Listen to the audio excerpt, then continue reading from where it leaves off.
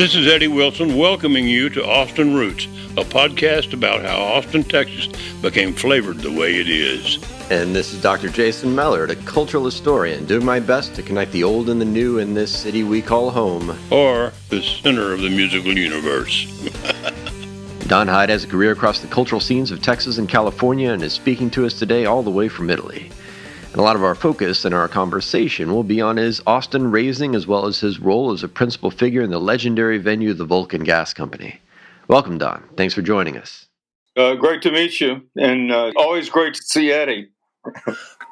It always is. We've been talking to a lot of people about this sort of 60s Austin scene and the things that came before it. Austin has this reputation as being a place where the scene was built by people from elsewhere rather than people who were raised here. But the more we talk to people, we find that there's kind of a mixed bag there. And I think that you share somewhat with Eddie as someone who got here quite young. So you have a little bit of both experiences, places elsewhere and growing up in Austin. So can you tell us a little bit about what brought you to Austin and what some of your earliest memories of it were? My memories of coming to Austin are crystal clear. I didn't come to Austin until I was I think I just turned 5, and it was in 1953, and we came from Wichita Falls. My father was a promoter. We came in on South Congress. In those days, you come over a hill and start going down the hill, and you see the Capitol at the end of Congress down there a few miles away, and the University Tower in the background, and those are the tallest buildings in town, and I'd never seen anything like it. It was magical. First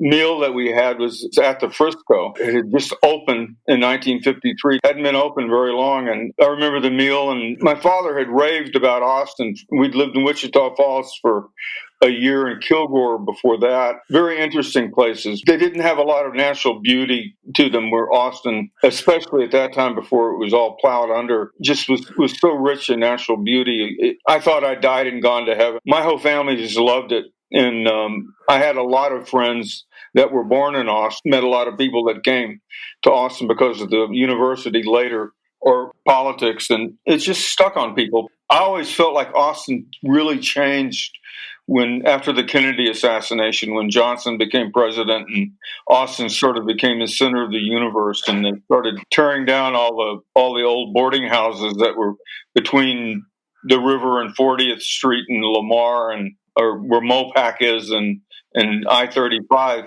and turning them into parking lots for the state buildings and the university. And Lyndon Johnson was president, and it was never the same after that. Before that, the architecture and the general easiness of the vibrations and people's attitudes and everything was very unusual. My father was very conservative. He was like an H.L. Hunt style conservative, but his best friends were people like Ronnie Dugger. He started the Texas Observer. They were like super close friends. So I was exposed to all kinds of political ideas, and I don't think that happened many places in Texas, especially at that time where you had that kind of exposure.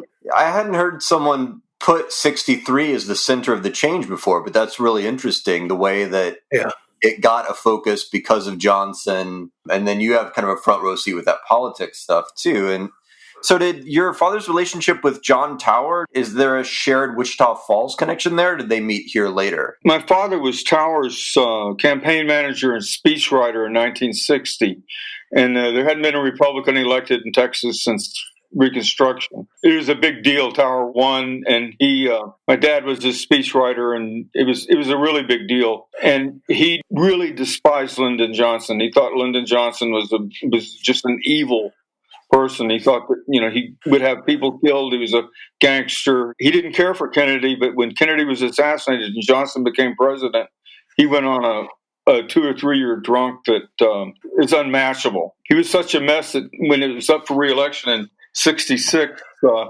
he was a consultant, but he didn't run the campaign or wasn't the main speechwriter. He had such an alcohol problem, but he was still consultant. I actually worked for the Tower reelection campaign in 1966, which some interesting things happened that not many people know about. I mean, that's so curious, too, because it runs right up against the opening of the Vulcan in some ways, like 66, 67. We're talking about a similar kind of time period, right? Right. I worked for Tasker Hudson, who had a cactus garden outside of town. And I worked for him one summer, the summer of 62. I worked for a few weeks in the summer for him. And in the summer of 63, I worked for a few weeks. And I wanted to go to San Francisco. And I was 15. I told my dad I was going, and I sold my bike. I had $35, I think. And he couldn't stop me. So he wrote a note for the police. He gave his permission to me to go. So I went and made it all the way. It was a great trip for me. And I got back and working at Tasker's with my friend. And most of our work was boxing up peyote buttons to send all over the world. I'd give anything for the mailing list of these boxes of peyote. Would go to places in Paris and London and Berlin and Tokyo, San Francisco, New York. I don't know how they knew about Tasker and about how he had it and how it was there, but we'd get these orders from literally all over the world. I don't remember ever sending anything to Russia or China, but all over Europe. My friend and I were very much into Texas Indians, and so we learned a lot about Quanah Parker and all the stuff that he had done, decided that we wanted to try it. So when I got back from that trip in San Francisco, we tried taking peyote. They had a grass farm right next door to Tasker's cactus garden. And we camped on the farm, and nobody knew what a dose was. And the Comanche dose for a warrior's dose was 12 buttons. Later, we found out that most people take 3 or 2 or 4 something, but we thought that the dose was 12 buttons. So we ate 12 buttons of peyote in like September 3rd of 1963. Of course, we both thought we were dead until the sun started coming up, and then everything was in this vivid Disney Technicolor. So I was just completely gone. I didn't take school seriously. I couldn't take anything seriously. It was totally legal. Everybody knew we were doing it. They couldn't do anything about it. We'd eat it all the time. This went on for a couple of years. It was hard work eating all that stuff, and I always wanted to try LSD. There was no LSD around that. There was peyote all over the place, but no acid. And so we had an apartment behind the co-op off the drag where 3 or 4 of us paid the rent, and it was just a little shabby apartment where we took girls and did bathtub mescaline in the apartment. And I was like extracting mescaline. I think it was in April, and I walked out of the apartment, go to Floyd's newsstand and looked in the window and bringing it all back home. Dylan's album was sitting in the window. And I just saw it immediately, and I went, shit, Dylan's gotten stoned. I mean, it was so obvious. So I bought the record and took it back to the apartment and dropped the needle down, and the first sound coming out was Donnie's in the basement mixing up the medicine. And it just cracked me up. It was so perfect. Everything on the record was just exactly what was going on. And then shortly after that, there was an ad that Dylan was going to play in Austin in September. They were selling the tickets, advanced sales at Reynolds Penland downtown in Austin, which is a very strange place to sell Bob Dylan tickets. But I went down there, I got there a half hour early, expecting there to be hundreds of people waiting to buy tickets. But people in those days didn't do that. It just wasn't like that. I was the only one. I was the only person there, and they gave me a seating chart with nothing blacked out. I had the entire auditorium to choose from. So I bought 3 tickets right under the microphone. I said, well, I think I'll take these 3. So we took 3 tickets under the microphone, and me and 2 of my friends went to the show and ripped on 12 buttons of peyote, and Dylan does a set by himself and then has a break, and then he comes out after 20 minutes and he's wearing a Chinese pewter suit. I've never seen one that was quite perfect enough, that was really Chinese pewter. And he had the band behind him, and Robbie Robinson looked like a motorcycle hood, Levon Helm looked like a beatnik, and Garth Hudson looked like he was a Baptist organ player in a church, and Richard Manuel looked like a hobo. There's somebody you'd find on the side of the street somewhere, and they just blew the top of that place off. It just completely fried me, and I wanted to go to San Francisco after that as soon as I could. I went out there, and I spent several months out there. I went to the Trips Festival and saw the first ballroom shows and decided I wanted to go back to Austin and do the same thing in Austin that I'd seen in San Francisco. I needed a front, so I got a job working for John Tower, clipping newspaper clippings. I'd read every newspaper in Texas and clip things that they thought might be interesting. And it's October of 66. I went back to San Francisco and I scored a gram of LSD, which was still legal. You could buy it. The guy that I bought it from had Zigzag Man tattooed on his shoulder. He gave me a gram of acid, and I said, well, what am I supposed to do with this? He said, well, go down to Hub Pharmacy and get 2 pounds of calcium phosphate and 5,000 number 5 gelatin capsules and a quart of alcohol and some food coloring, and come back and I'll show you. So I went down to Hub on Market Street, and I swear there were 4 or 5 guys my age, 18, 19 years old, that were in line buying the same thing that I was buying. And I come up to the pharmacist and I said, I want 5,000 number 5. He said, it's a lot better deal if you buy 10,000 of them. And he tried to sell me 10,000 capsules. I said, no, I just need 5. So I got 5,000 capsules and went back. The guy that sold it to me showed me how to buff it out and cap it. I had like 4,000 doses of acid. I put back to Austin working for John Tower. It's totally legal. And I actually turned the head of the Republican Party in Texas, the total head of the Republican Party, onto acid about right after the election. It was in November of 66, and the laws hadn't changed. And we went out to Paleface Park and took it out there, and I spent the evening with him. And all the Republicans wanted to try it because they'd heard that it was a great way to get off of alcohol. And they were all alcoholic. There was no stigma on it at all. I was completely psychedelicized working for Tower, but I had short hair, and I didn't have any street credibility as far as people like Travis Rivers. Travis was much older than me, and people like Travis had street credibility. Lanny Wiggins, St. John, people like that. They were much older than me, and I went to the parties that they were at, and I knew them, but they tolerated me. I was not part of their crowd, and I needed that street credibility. Eddie met me later after that, but that's how the John Tower thing figured into my role with the Vulcan. And my dad actually knew Joe Dacey, who owned the shoe store on Congress, and I went down and talked to Joe about renting a space, and he said, sure, it was $350 a month. It was a huge building. Another Lebanese landlord, right? Yes, he was Lebanese. Yeah. Great guy. He had incredible pressure from everybody, the police, the churches, the newspaper, the city council, everybody to shut the place down. I didn't have a lease. I had a handshake deal. He would come down several times. He came down 2 or 3 times on Saturday night. We didn't sell alcohol. We sold apple juice. I didn't want a liquor license, and I wasn't in it to make money. And he came down and walked around, and he said, I don't understand what everybody's so upset about. It just looks like a lot of young people having a good time on a Saturday night. To me, it's too loud. I don't know why anybody would want to subject themselves to anything like this for fun, but each to his own. He said, look, as long as you pay the rent, you can stay here as long as you want. And that was it. You have no idea how much pressure was put on that man to close that place down. I mean, it was like fighting a war. Front page of the paper several times a week. I'm sure the Armadillo had its time where they felt like they were fighting wars too, but at the Vulcan Gas Company, from the first day, it was literally like fighting a war. The U.S. military wanted their people to stay away, steer clear, right? I got letters from Bergstrom and Hood letting me know that my place was off limits to all of the people at Bergstrom and Fort Hood. And my sister, one of my sisters worked at Bergstrom and had high security clearance. That was Dorothy, who you know, Eddie. Yeah. And she said she used to see all this stuff coming across her desk about me, and she couldn't tell me about it. I wasn't paying much attention to the time. Acid became illegal in Texas, and wasn't really paying attention to what day exactly it became illegal. Right at that time, I had an older sister that went to the University of Texas and was an art major. And I thought that she'd like to take LSD. And I had her come over, and I told her about it. And I said, you should take this. You'll love it. And I opened the refrigerator, and I had a jar of powder. I colored my powder green. Probably had the only green acid in the world. That's from the peyote. And I might as well have had a quart of heroin as far as she was concerned. She turned me in immediately. She called the police. The next day, my house is full of feds in Texas Department of Public Safety and local police, you name it. Later on in Sonoma County, I found out from my private detective that the DEA had just started, and they give people NADIS numbers, and it's still in action. They assign NADIS numbers sequentially, probably over 20 million. You'll probably get a NADIS number from doing this interview.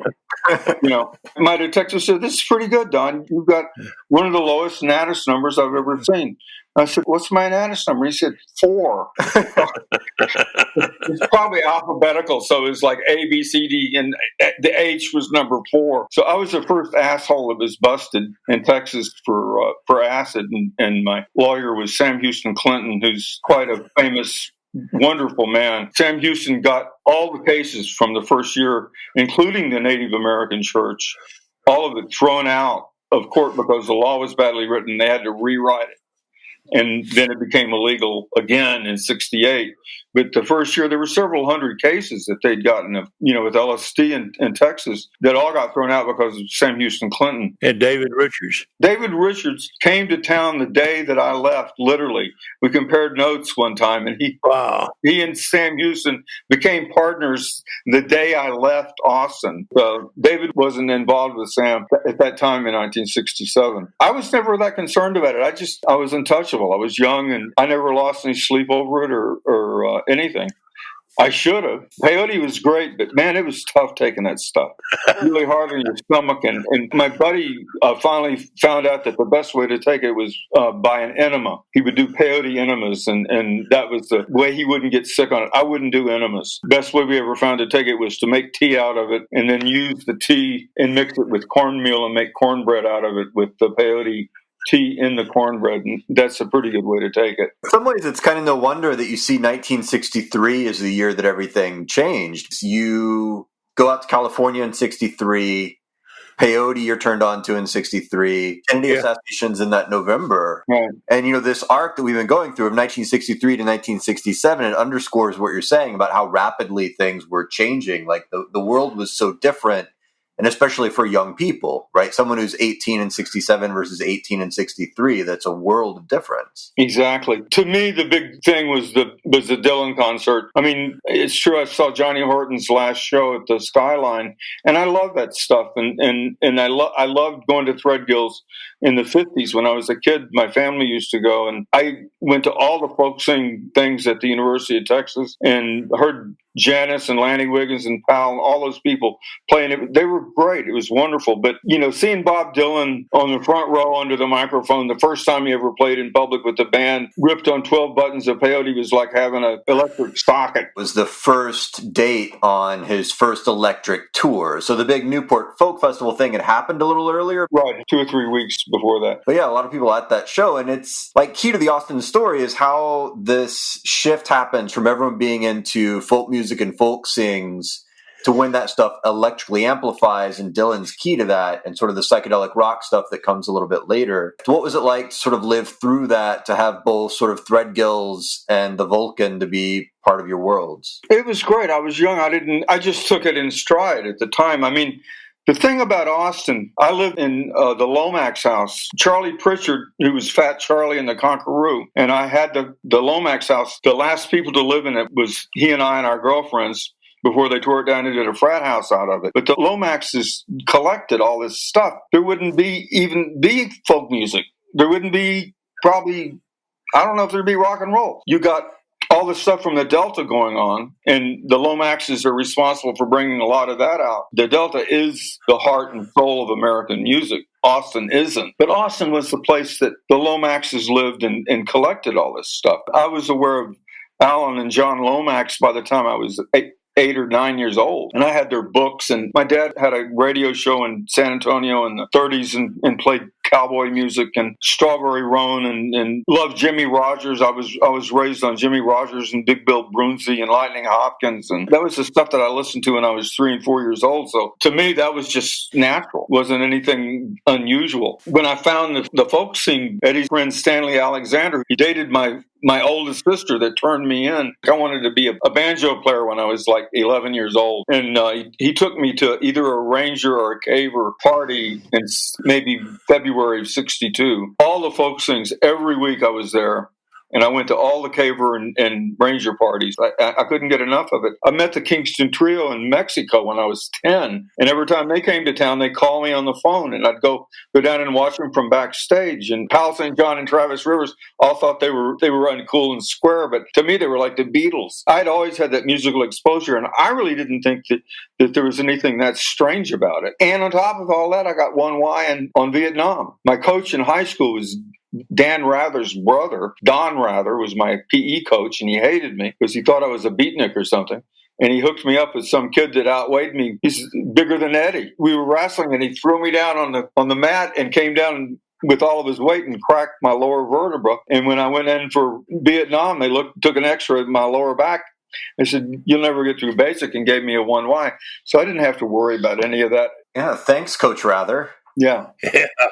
Yeah. That remarkable coincidence of Stan taking you to Threadgill's, and then me having my real epiphany at Threadgill's, and then having Stan as my freshman English instructor when I was 17 at UT. I mean, that's how Austin gets tied together in little bitty knots. Yeah, I was on the outside looking in until just all of a sudden somebody gave me the key and told me to turn off the lights. There I was. Yeah, it's like, Don was saying, too, that being younger, he was on the outside coming in or was seen as a little bit square at the beginning. And you had a similar kind of arc, right, with the Brewers Association and all that stuff. I was the one being sent from Bergstrom. I was sitting on those meetings where y'all were getting put off limits. I was going all over the state with the Armed Forces Disciplinary Control Board meetings. I had to buy a suit to go to the interview to get that job. I taught school for a year, and they hadn't renewed my contract, and the white people took over, and I was taught at the black school for a year in Van Vleck. Couldn't get a job, didn't have a degree, married to a woman who had a Spanish teaching license, but she couldn't speak it or do much with it. But they had to have one. They hired her, and to hire her, they had to hire me, and they put me into black school across the road. I had the time of my life. I just accidentally ended up giving those people more misery, more terrible grief, by just standing up for the kids. It was a lot of. This has been delightful listening to the early days. You and me and Travis Rivers spread out through a decade. The thing about early Austin, I think, that makes it different than any other place in the United States is the fact that the Lomaxes were here, and that there were people like Mr. Threadgill, and all of that was like an established thing for a long time. And then you had the weirdness of peyote being here, the mixture of Austin being a musical town for practically ever, probably. And the Armadillo was different than the Vulcan. I wasn't interested in selling beer or anything having to do anything with alcohol. But the thing have always admired the most about Eddie is that he worked with so many people and so many bands, and I didn't. I had a few bands. I got along great with the musicians. Unfortunately, the so-called partners that I had were much older than I, and none of them had any money. I put all the money into the place, and they took advantage of me and bullied me. And the people that really did the work never got any of the credit at the time. Like the sound guy was supposed to be a person, but the guy that really did the sound was Don Taylor. And the guy that really did the concessions was George Majeski, who went and did the Oak Creek Saloon. George and Don Taylor were great guys. Doug Brown, he was my bookkeeper and kept books and was always straight with me and never bullied me or acted like I wasn't supposed to be there. But Eddie had people that were good people around him, and he was able to work with them and keep his temper. And I never had anyone to work with. And his organization was huge. Mine, the Vulcan was nothing. It was like really all the people that did all the work in the Vulcan consisted of maybe 4 people. Eddie had 40. Vulcan was sort of the vanguard that made that 70s explosion possible, right? Yeah. I didn't think about it in that way. Like it never even occurred to me one single time to book a country and western band or anything like that. It wasn't even on the table. And I mean, those are the guys that were trying to kill me all the time, And the thing that I always made fun about Eddie and the Armadillos later on when they had the beer garden and all these guys that were trying to kill me in 1968 all of a sudden had long hair and were smoking dope and drinking beer at the Armadillo. In 67 in Austin, if your hair touched your ears, that was radical. That was a big deal. Eddie mixed country and western with folk music and psychedelia and was able to make it all work. All the bets were off. Of course, having long hair didn't mean anything anymore. When I was doing my club, it actually meant something. So if somebody had long hair, they were either cool or they were a cop. Eddie's story is remarkable in that it's so big and went for so long and got so much backing from the authorities in Austin, and I never got any backing from anybody except Joe Dacey. everybody loved the Armadillo. Eddie Wilson is the reason why that worked. I don't know what happened. I wasn't around when he burned out, but I can imagine after 5 years, the amount of problems and pressure and craziness. It all made for a great mix to become the Raw Deal. Yeah, well, that must have been like a real vacation for you. The Raw Deal was a great smooth landing from all of that chaos. Only salon that ever happened that I know of in Texas. I went from having 130 employees having a total of 32 seats. So I didn't really need many employees. That's where Ann and Dave Richards came and brought that whole liberal crowd that could drink and talk and argue all night long. So we didn't need any music. We had a sign on the door that said, "No guitars, leave them in the car." Yeah. Put it up because Jerry Jeff was pulling in the parking lot. We saw him coming and made the sign and stuck it up before he could get in. And the Jerry Jeff obituary piece in the Texas Monthly recently, I read Ramblin' Jack Elliott talking about coming to town and Jerry Jeff taking him to the Raw Deal and then walking in past that sign, "Leave your guitars in the car." And with their two guitars, he said, "We managed to sing about 2 songs before they ran us out." So my guys that I turned it over to were trying to follow the rules. Again, I think the Vulcan Gas Company, it's not that it's the first music venue or rock venue in town necessarily, but it really stands out as setting up what was going to come a little bit later. So could you describe to us a little bit what the Vulcan Gas Company was like in terms of its layout? It was just a big old warehouse. Some friends of mine stole the swamp cooler in there. There was no air conditioning. The swamp cooler was right at the front. There were display windows at the front of the building, and Gilbert Shelton had done some nice painting in the windows. You walked in, and there's nothing in the room at all. There's some church pews and benches along the side of the building. The stage was 5 feet tall at least. In the back on the right side, and we hung the light show platform from the ceiling. From the second floor, from the pipes that were hanging down, the light show had all the building to do the light show on. All the walls were white, and it was all the way around. It was like a 180-degree light show, not just on the stage, but all the way down the wall. I went back last time I was in town, and there's a Patagonia there now. Yeah. I went into the room, and the wall's still there, the back wall, and I was just amazed at how small it was, and I cannot understand how we got so many people certain times in there. I mean, I did as many as 900 people in one night in that little room. And it looks to me like if you had 450 in there, it would be really, really crowded. It seemed like a huge room to me at the time. Everybody was shirtless and sweaty, so they were all kind of slick and could be squeezed together. Yeah. And then they'd spill out to the curb, from the curb to the center stripe in Congress Avenue. And so all those sweaty, naked hippies would have a backdrop of the state capitol behind them. One of the police things that they hated so much because Congress would get blocked by people standing in the street listening to the music because they couldn't get inside. That didn't happen that often, but it did happen. It's always been mind-blowing to me that this is something that's very cutting edge culturally, and the authorities were opposed to it. You could walk out the front door and, turn your head left and you could see the Capitol. Yeah. I mean, I know that end of Congress wasn't as much the center of things, but it's really the center of the city and the state now. Yeah, it's right there. The thing about the Vulcan is that, I was really young. I was basically Buckminster Fuller Utopian. I truly believed that money was not going to be even an issue very soon. And I was not doing it for money. I figured out I put about $22,000 into it over about a 2-year period. Some of my partners took full credit for doing the club and said that it was theirs and so forth. And I just kind of kept my head down and kept doing what I was doing. The police knew who was behind it, even if the street didn't.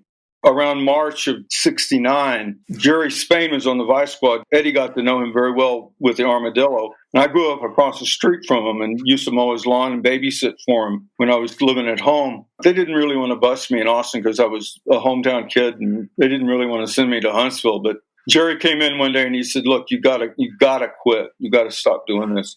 If you don't, they'll plant a half a pound of dope in your office, and you'll be 15 to 25 in Huntsville." They would come through every weekend. Every weekend, the police would come through and go through the musicians' cases and look for a stem or a seed. The place was clean as a pin. They never found anything. They expected everybody to be smoking dope. We'd kick people out for smoking dope. Nobody smoked dope. Everybody was taking acid, and they didn't know anything about LSD. Jerry said, "You gotta quit." The last show I produced there was Big Mama Thornton. I had to sell my house, and took me a few months to get out of town. I got out in late December of '69. That was it. But Eddie doesn't mind briefly the way it started after I got back. After I bought that legal gram of acid in San Francisco, and I gave most of it away, but I made a deal with Tasker Hudson where he would go down to South Texas and get a garage full of peyote. And I think I had $1,500 or something. I gave him $1,500, and I was supposed to give him the $1,500 more after I transferred the peyote into mescaline. And we got a house near Luling and a big vat in the backyard and started chopping peyote and cooking this peyote down. There were about 40,000 buttons. It filled up a double garage and into the house. And one thing we didn't think about was the propane. I had propane tanks. We were running this big vat of bubbling, horrible peyote juice. And we were going through a tank of propane about every 3 days. And we were calling the propane company all the time. And, well, we need another load of propane. And after about the 6th time, they were going like, what in the hell is going on us? And they had the deputy come by. We got the peyote, the full plant. He didn't cut the tops off. He just pulled them out of the ground with the roots and everything. And we had 40,000 roots all over the property, just everywhere. Jim Franklin was one of the peyote choppers. I wasn't there that day, but the deputy said, "What is this?" And Jim said, "We're art students from the University of Texas, and we're extracting plant dye for our art project that we're going to be using. It's paint." And the deputy was like, "Okay." And he bought it and he left, and it was gone within 24 hours. There was not anything there. The guy that was supposed to be doing the extraction, I'd done extractions, but I was not good at it. It's supposed to be crystal white, and best I could ever do was make it look brown with a lot of benzene in it. But had this guy that supposedly had a partner that had a friend that could make white extractions. And when the police came, he took about 2/3 of the mother liquid and put it in a 55-gallon barrel and rolled it away, and nobody ever saw him again. So I didn't have anybody to extract what was left. And I got a guy that I knew from working at the Texas Theater did the extraction for me, and we split the take, and I took half that I got from it and went out to San Francisco and traded it for some Osley White Lightning, which is the acid they used at the Human Bee in. And those things were like atom bombs. They didn't know what the dose was at that time even in San Francisco. And I brought those back to Austin, and it just exploded the whole scene. But that's where the money came from to start the club. I was able to do that back and forth over a couple of year period and keep money flowing into the thing. But I never had the idea of making money. That wasn't the point. It was really a Buckminster Fuller Utopian type of idea. So I don't think there were many clubs anywhere that had that as a premise. Utopia. Yeah, that's unusual in the club business. Yeah.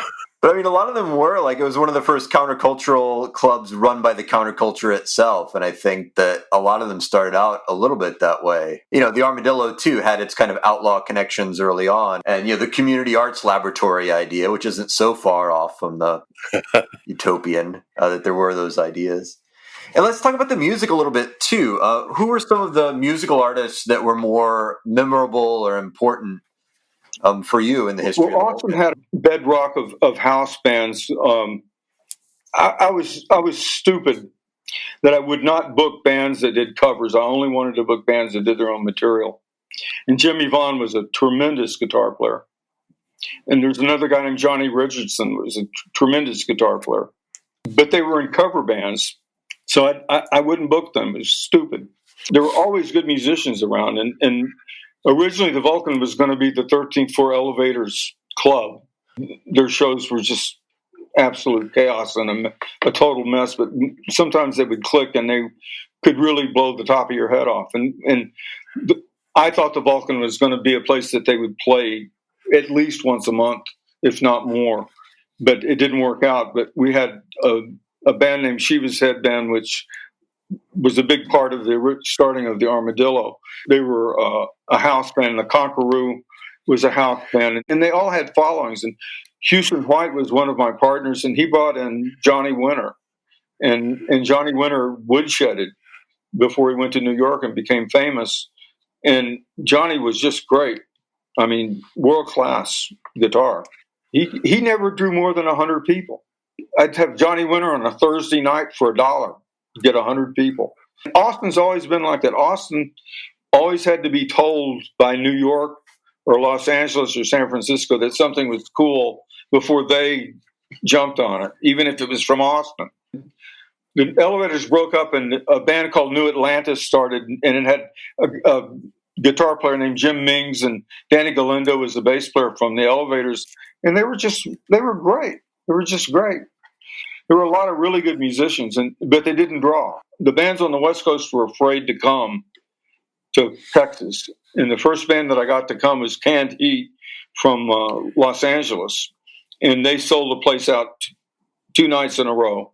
They could have sold it out 10 nights and just did great stuff. And then Steve Miller came, and I got Moby Grape and bands like that. And then I got hooked into a booker in Chicago named Al Smith that booked Jimmy Reed and John Lee Hooker and Muddy Waters and Big Mama Thornton. And I booked all of his people. So they were like interested in what's going on in Texas. What's this? And Muddy Waters came down to play, and they were very skeptical. And Johnny Winter was on the bill, and Johnny opened the show, and they weren't even there. They came in after Johnny had done his set, and they hadn't even changed clothes, and they did a very perfunctory 45-minute set and got off. And they were very surly, not nice at all. I was giving him cash, and it was 10:15 or 10:30. We got 2.5 hours. Johnny, I said, do you mind playing for a couple more hours, Johnny? He said, sure, I'll do it. So Johnny started playing, and Muddy, while he was getting paid, heard this guitar, and he said, what's that? And I said, it's our house guitar player. And he looked around the corner and looked at him, and he got on the payphone, and he called King Curtis in Memphis. And he held the phone, and he said, King, listen to this. and he brought it back, and he said, you won't believe this shit. This guy is white. And he really is white. He's really white. And Muddy was just mind blown over Johnny Winter. And so the next night, Muddy Waters Band shows up dressed to the nines, handkerchiefs in their coat pockets, dressed in suits, shine shoes, cufflinks, everything. 2-hour, 15, 20-minute set they played, blew everything away. And that's when Johnny Winter and Muddy Waters became friends. And then the word got out in Chicago that there was a blues crowd in Austin. And I always knew there were because I was brought up on it. And when I met Al Smith, I didn't know how to get a hold of anyone. I was 20 years old, but I got a hold of Al, and he booked all of them. And I was able to get a hold of the Fugs in New York, and I bought the Fugs to Austin in 1968. They were expecting 20 people maybe to appear for them, and they sold out 2 nights in that club, and they were just mind blown. I realized very soon that I wasn't going to draw anything with local bands. Eddie will probably say the same thing, that he had some of the best musicians in the world from Austin playing there, and they wouldn't draw anybody, and he had to bring somebody that had a name in from outside before he'd get an audience, and this always seemed to be the case in Austin. I don't know. Did the Armadillo ever have a local band that really, really drew a full house at the Armadillo? No. I wouldn't think so. And when we opened the Armadillo, Spencer thought it was supposed to be his job to play every weekend. It's his club, right? Yeah, and so we found that the 100 people that would come see him twice, we gradually went on down to about 15 people if we let them play long enough.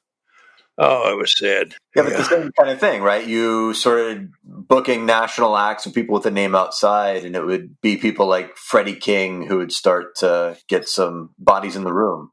Freddie King was the closest thing we had to a local draw.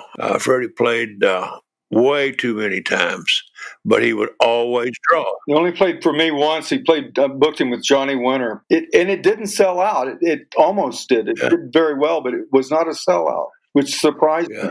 What a bill, Freddie King and Johnny Winter. Austin's always thought more of itself than was there. It's loved growing up there, but I've always felt that it was a town that celebrated amateurism.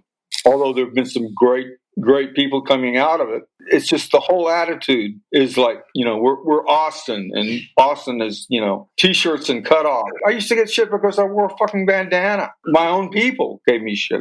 I always had a great relationship with my bands. I never had trouble with the musicians. It was just people that were taking money out of my pocket that were supposed to be my partners on the payroll that I had trouble with. But the bands are always wonderful. Eddie was lucky enough to have people to work with that I didn't really have any partners. I hadn't thought about wanting to be a leader, but it was just kind of dumped in my lap. And so I tried to be a loving leader. And I know you don't think much of Gary, but he pulled me out of that peyote mess, and I paid Tasker back and came out with enough to do that trade. Well, and I like Gary. I like Gary too. Otherwise, I wouldn't have put all the time and energy I had into trying to get him food when he was starving. Back and forth across town. I was wondering. I hadn't heard from him in a long time. He was driving me around. He really turned into a mess. He did about 15 years in Huntsville, and so that's another really tragic story. But I wanted to be partners with Gary. I said, Gary, let's do this together. He wouldn't put any money into it, but he and Houston and Sandy Lockett had done the Electric Grandmother before the Vulcan, had done about 3 shows that all lost money. And I did a couple of shows when the Vulcan name came in. That was me. We did a couple of shows with Doris Miller, and the acoustics were awful. It was undoable. So I found a space on Congress and thought that might work. Gary insisted that Houston, who he went to high school with, be a partner in the thing as well, and Sandy Lockett, who was supposed to be the sound man. Like I said, Don Taylor was the sound man. I don't know what Sandy was supposed to do, but he took $100 a week draw whether there was money there or not. So did Houston, for that matter, as long as I was able to pull that weight, until Jerry Spain told me I couldn't anymore. The police knew pretty much exactly what was going on. And Eddie, I feel like I've heard you say that Houston White might have been the first hippie you ever saw. Houston and Gary. Yeah. Houston and Gary, when they had the Roadster, and they rode around all over town. One of them had a top hat. They were a sight all over town. The first cartoon I ever really saw, they just moved around all over town. It was just fun to watch. Houston had hair halfway down his back in 62 or 63 for some reason. I don't know. He was really early. Yeah. I always tell students when I'm teaching history, there's like the yearbook test. If you go into like a used bookstore and you look at the yearbooks year by year, and it's more like 69, really more like 71, 72, where that long hair becomes normal, but like 62, 63 for a guy that's pretty early. Well, I look at audience pictures from the Vulcan, 67, 68, and there's hardly any long hair. It's some kids with their hair touching their hair, and that's it. Houston did have some musical taste, and he's totally responsible for bringing Johnny Winter in, and he booked some of the more esoteric blues acts that I didn't even know about, like Sleepy John Estes, Fred McDowell. That was Houston White. He did have very good musical taste in blues, and actually his taste in general in music across the board was very good. Gary, on the other hand, who I wanted to be partners with, we opened in late September, early October. First week of February, I come down to the club, and then all the light show equipment is gone. He'd taken it in the middle of the night, put it in his car, driven to San Francisco, and decided that he was going to take over the Avalon Ballroom. I had to buy all the projection and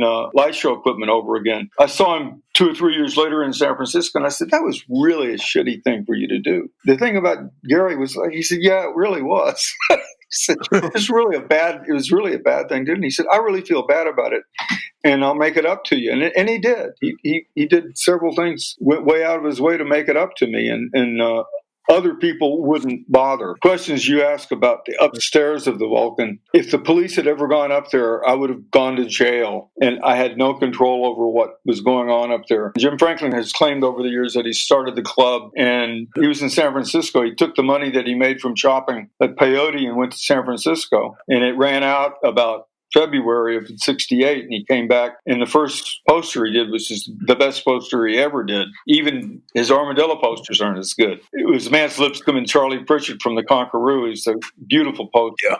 But he had something to prove. I don't think he ever came close to anything that good in his career after that. But he moved in upstairs and I couldn't get him out, and nobody would go with me to get him out. I used to call it Jim Franklin's Turkish bath. It was just completely out of control. It was every bad thing that every straight mother in Austin imagined that their children would be involved in was going on up there. None of these guys were into psychedelics. The only people that took psychedelics at the Vulcan were Don Taylor and the bands, the sound people.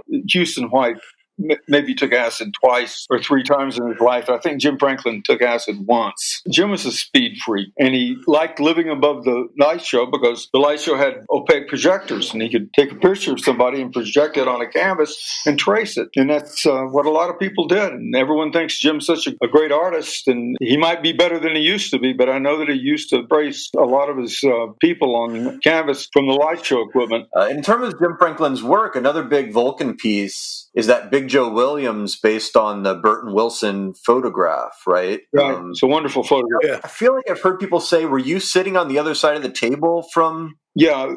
What was that place that's famous in Austin? It was next to the Eitel Club that everybody always says, the Green Spot. We walked from the Vulcan down to 6th and went to the Green Spot. It was me and Burton and I believe Houston White and Big Joe. The four of us went to have lunch there. It was Galloway's is pretty bad.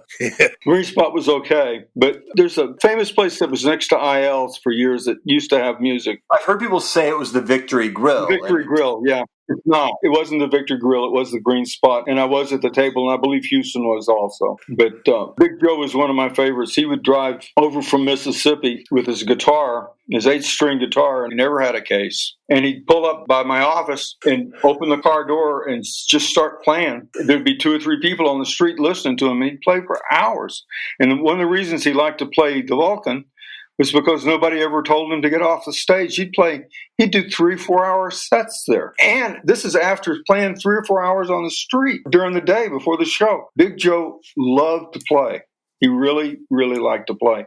And he didn't care if it was with one person or 500. And he was not drinking. A good friend of mine is Charlie Musselwhite. Big Joe's Charlie's mentor. There's a rare book that you can probably get that Mike Bloomfield wrote. It's about 50 pages. I think there were only 50 copies of it.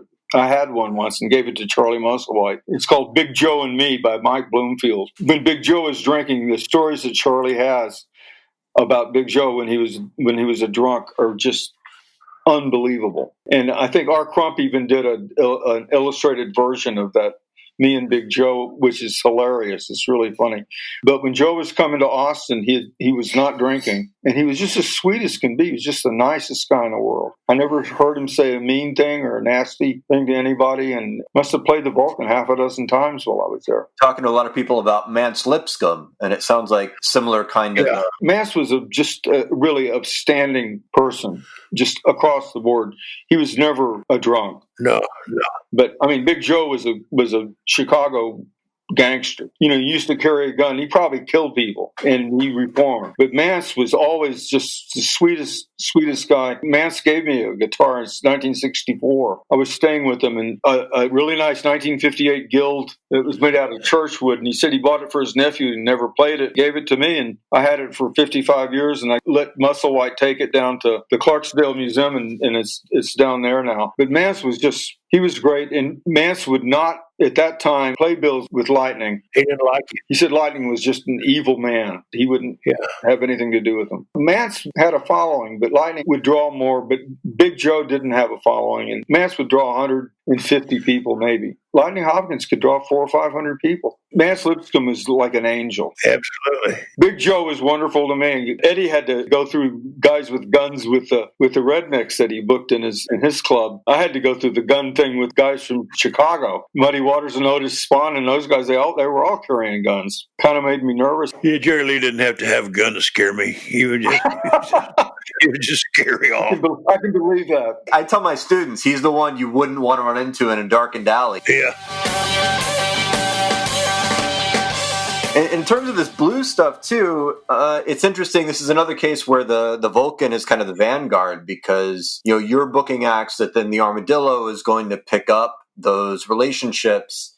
And then we associate a lot of it with Antone's, the way that it built that Chicago-Austin pipeline But that had already been laid down by both of these venues in some extent. And then Antone's, they were a genre club. They really wanted to make that the center of things. I mean, blues was Antone, and that was all he was about. I loved the 13th floor elevator. My favorite San Francisco band was the Quicksilver Messenger Service. Quite a different world than Antone's world. When I went out to San Francisco, the first gig I got was being a roadie for the Quicksilver. I was into Moby Grape and Quicksilver and the Grateful Dead. I loved John Lee Hooker and Jimmy Reed and Muddy Waters and Howlin' Wolf and all those guys. They're two really different things. I was actually offered by Al Smith when he was down in Austin with Jimmy Reed to go back to Chicago with him and be a protege. I've often wondered what my life would have been like if I'd done that. I kind of regret that I didn't. I was happy to get out to San Francisco, and it was just great. After being in Austin, it was total freedom. There was a club there called the Trident in Sausalito that everybody hung out. The thing that ruined both of those scenes probably, well, I know it ruined San Francisco, and I suspect it did Austin as well, was cocaine. If you didn't come out with cocaine, I was going to have to correct you. Worst drug in the world, and I absolutely hated it. Snorting coke and drinking whiskey and hanging out in the parking lot, carrying guns and doing all that stuff was not what the Vulcan Gas Company was about. After I left, it was going downhill. It never made money. It was a losing proposition from day one. I promised Jerry Spain, I told him, I said, all right, I appreciate the tip. And I really did. I really appreciated it. I said, I will not put another cent into this place, and I will get out of town as soon as I can, but you have to give me a little time because I have deep roots here. And he said, okay, that's fair enough. And I just let it go. And Jim Franklin and I don't know who all put curtains up in the windows, nice showcase windows that Gilbert Shelton did. And so you look into the curtain and you'd see a toilet with arms and legs sticking out of it. Mannequin parts. Dummy arms and legs and stuff, which is not what my style is at all. That's Jim Franklin's style. That's not what I envisioned the Vulcan Gas Company to be, but that's apparently what it wound up being. I didn't book the Velvet Underground. That was the Jim Franklin production. I had nothing to do with it. And I didn't see them when they played there. I don't know if I ever went back into the Vulcan after I left. I just was pretty focused on trying to get out of town and get something set up on the West Coast and get out. And it was only around a few more months or so, right? Until it was summer. March, and it took me till December to get out of town. I had a lot of stuff I had to do. I had family. My family was just a handful. They never set foot in that club at all. I never got any kind of support from them at all. I was married to a lovely girl named Carolyn. It was a teenage romance thing. It was not something that was ever going to last. She didn't go to San Francisco with me. She wound up working for the London Times, had a financial column, got recruited by the Mossad in the 70s. She had been recruited to get information on the PLO and started doing that and became attached to the PLO and became a double agent for the PLO. And the Mossad, of course, found out, and she said, they're going to kill me. And I said, I'll help you go to South America or something, get out. She said, you can't get away from them. You can't go anywhere. There's no way to get away from them. And I got a clipping in the mail about 4 months after I saw her that she'd been shot in her apartment in the back of her head with a 122 bullet. She was assassinated. That's Carolyn. They're sitting on that Vulcan picture. She was a delightful person and very, very sweet, and worked very hard to put that club together also. A lot of people worked very hard to put it together. A lot of people that never got credit for it. San Francisco was like a complete change in my life. I never had any regrets that I wasn't there or anything like that. I thoroughly enjoyed my time in California, and I'm loving my time here in Italy. A lot of people went back and forth between Austin and San Francisco. A lot of people left Texas and didn't really make the return, maybe kept their contacts. We've talked to Pal St. John, who was a California guy. Chet stayed out there. Janice, more or less, and maybe it was her coming back to Port Arthur was part of what took her away. So it's interesting to follow the movements back and forth versus the people who kind of put it behind them a little bit. I had a movie theater in Sonoma County for 10 years. That was a remarkable place. It held 700 people. It was built in 47. I had 40 limited partners. I raised $1 million to purchase and restore the theater. And George Lucas's head engineer did all the projection and everything for it. He disliked Lucas so much. He was like a Hell's Angels. He was the head engineer and brilliant man. He said, I'm going to make your room better than his private screening room. And he did. It was the best theater on the West Coast between Vancouver and Tijuana for about 8 years. And the Grateful Dead sound guys did the sound for the theater. And I did live shows there. I could book anybody that was at the Fillmore. I was far enough away that Graham didn't care. So anybody that played the Fillmore on a Friday, Saturday, I could book on a Thursday or a Sunday. So I could book people like Los Lobos or Greg Allman or J.J. Cale. So I cherry-picked the shows that I wanted to do. And I only did 1 or 2 shows a month and ran repertoire the rest of the time in major films, like Jurassic Park or something. People would travel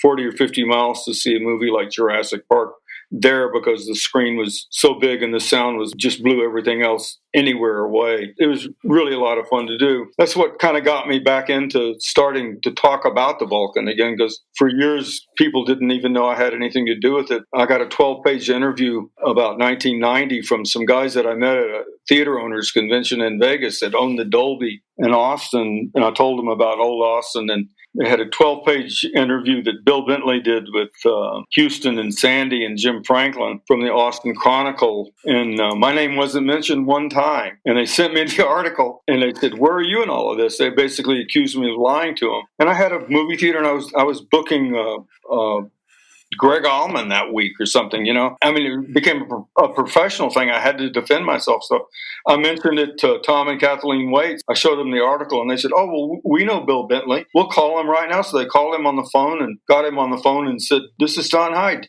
He's the person that did this club." And Bill said, "Well, I consider myself to be the leading historian of Austin music, and I've never heard of him." That's just the way it was for many years. And I realized I had to say something and correct it because I was still in the business. Steve Kahn did that documentary and had never heard my name until I think you told him about it. Yeah. Eddie has definitely been the voice of revisionist history, amplifying your role here on the ground in Austin. Well, if it weren't for Eddie, I don't think I would be known by anybody at all. I mean, there were a few people that obviously knew what was going on. George Majeski and Doug Brown certainly knew and never denied anything, and they never took credit for anything that they didn't do. George Majeski always struck me as being really a great guy. Yes, absolutely. Always liked George a lot. And I got along with Doug. I know a lot of people don't like Doug. I never had a problem with him. I never had a problem with Doug. I never had a problem with George once he got away from the woman that hated me worse than anybody in the world. I think Carlin had a crush on me. Yeah, it's a crush, all right. I didn't remember the event, but when I was finishing up the beer garden, somebody told me just a few years ago that Carlin had asked me in all seriousness if I would let her be on the payroll and run the beer garden. And so without thinking twice about it, of course I said no. I was the boss and I ran everything. Nobody was going to run the fucking beer garden. But George was always hysterically wonderful. And Bill Campbell, one of the guys that will never get the credit he deserves either. Campbell was crushed down in that old nasty sofa under the buffalo head. 3 o'clock in the morning, time to go. Everybody's gone. And Campbell just crushed. And George trying to get everybody to leave. I know this job really well. I hate that job. George was working. The Campbell looked up out of the sofa and said, "What's wrong with you, George? There's nobody's ever whipped your ass." And George immediately spotted an opportunity. And he said, "Well, Bill, why don't you get up and do it right now? I'm going to let you hit me as hard as you can right here." They had to help Bill up out of the sofa so he could stand up. George held his chin out, and Bill wound up and threw a big haymaker. And George stepped inside it just a little bit and went, "Rah!" and threw himself down on the floor all spread out. And Campbell's toes were stuck right under the edges of George's torso. It was off balance and went over, and the first thing hit the floor was his chin. It knocked him out, so it took 6 people to pick him up and get him to the car. George has always been a hero of mine for that. I had Charlie Musselwhite play. He played the Raven several times in Sonoma County, and one time he showed up with Bill Campbell as his guitar player, and I hadn't seen Bill in 20 years probably. And he walks in, and I'm standing there, and he said, "What are you doing here?" And I said, "This is my theater." And there was a Vulcan poster on the wall, and he said, "Well, I'll be damned." And he came over and gave me a great big bear hug. Yeah. And he only went on that one tour with Musselwhite. He used to play with Pigmeat Markham. I didn't know. Wow. Here come the judge. Here come the judge. Wow. He's played with everybody. And Charlie said, "I just couldn't take it anymore." He was not to be second guessed. And he's still alive. That's what you told me. I can't believe it. Yeah.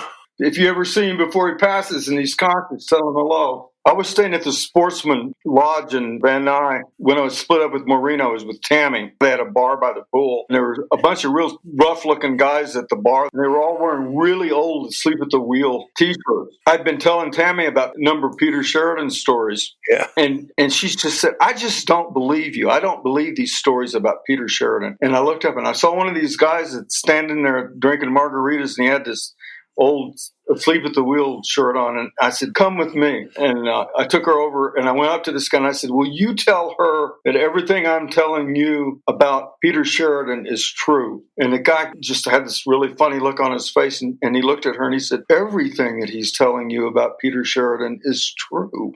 And she couldn't believe it. She was just like, oh, my God. They were looking at me because I was wearing penny loafers and a silk sport coat or something.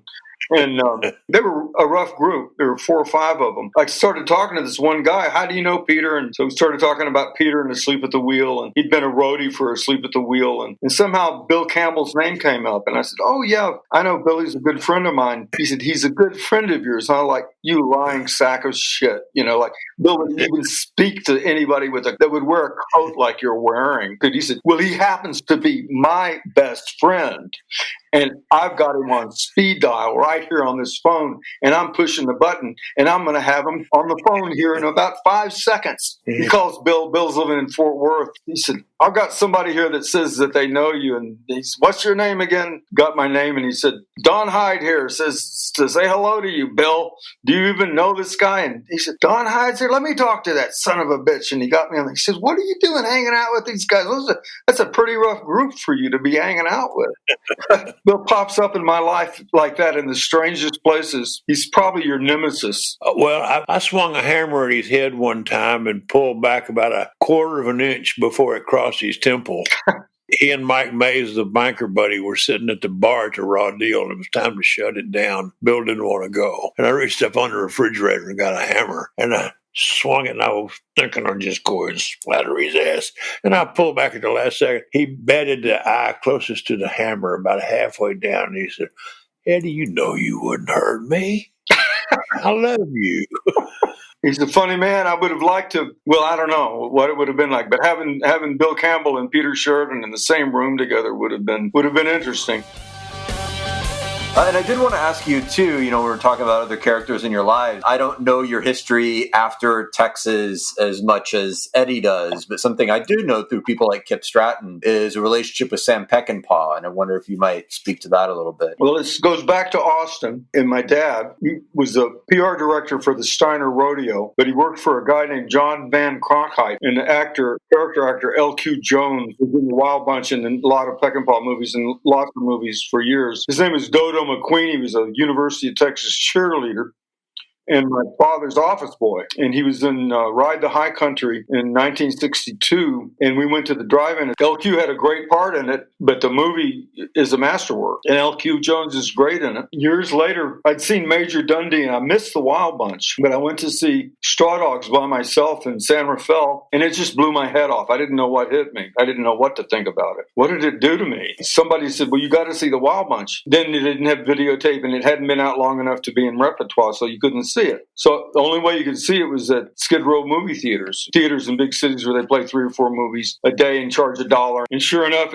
it showed up at the Strand in 1972. And I took my girlfriend and her brother to see it, and she had been the girlfriend of Sam Peckinpah's producer on Major Dundee and thought Sam Peckinpah was some kind of monster. And usually in those theaters, people just talk all the way through it and talk at the screen. Wild Bunch comes on, and nobody says a word from the beginning to the end of it. And the print was even good. It wasn't even a torn-up print. After it was over, about a third of the audience, about a third of these old drunks, stood up and applauded like they were at the opera or something. I'd never seen anything like it. And then everybody stood up and applauded. I got into video because I wanted to get copies of Peckinpah's movies. I started doing video. I did early videos of the New Riders of the Purple Sage and did early Sammy Hagar, Dan Hicks, anything. I had the first private video production, post-production house in the Bay Area. I had a 16 millimeter film chain, so I could take 16 and transfer it to 3/4 inch. And I would rent movies from Kit Parker in Monterey and film chain them. I film chained The Wild Bunch and Straw Dogs and Ballad of Cable Hogan, Ride the High Country, and I had all these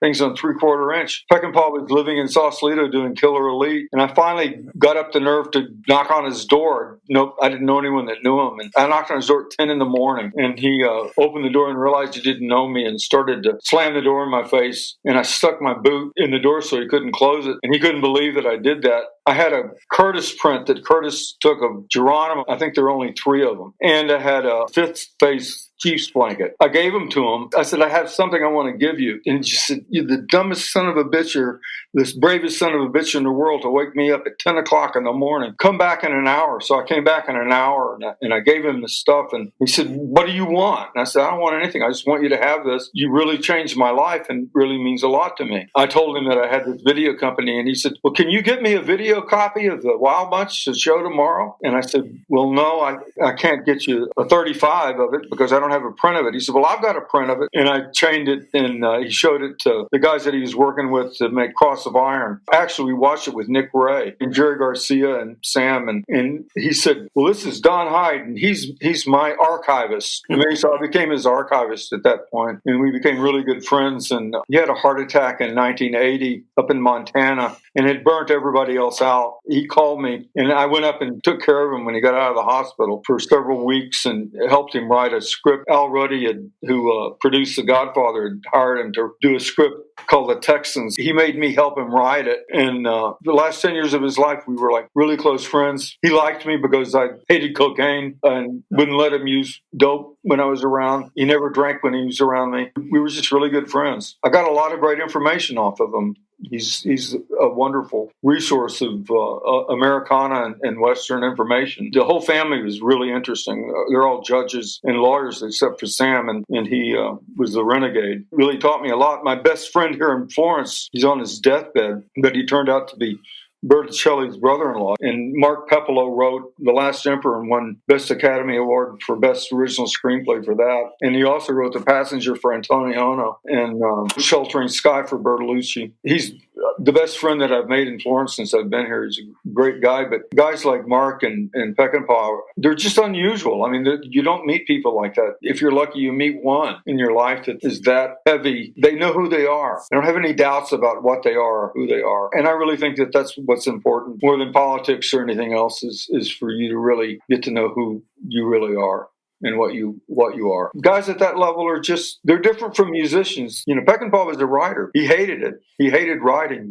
and all the scripts that anyone ever gave him, he threw away. And most of the stuff that he shot, he slipped a scene under the door in the middle of the night before it was shot. But Mark, on the other hand, really wrote that stuff out. The Passenger, I think, is a wonderful film. Oh, and he also, Pepolo also wrote Little Buddha. And he wrote Little Buddha with Rudolph Wurlitzer. Got Wurlitzer and Pepolo on the same script. And I feel like both of you have really benefited in your lives from being able to identify and being drawn to those special people, and you're those special people yourselves for others. This really feels like we've packed a couple of different lifetimes of experience into our stories today. And I thank you so much for joining us and being willing to talk. It's my pleasure. It's always good to see Eddie, even if he didn't say anything. I don't know what he's doing here. He's been so quiet. I'm wearing a kilt. It's a real pleasure to do this. So are we done? Nice to meet all of you. Stay healthy. Okay, good night, guys.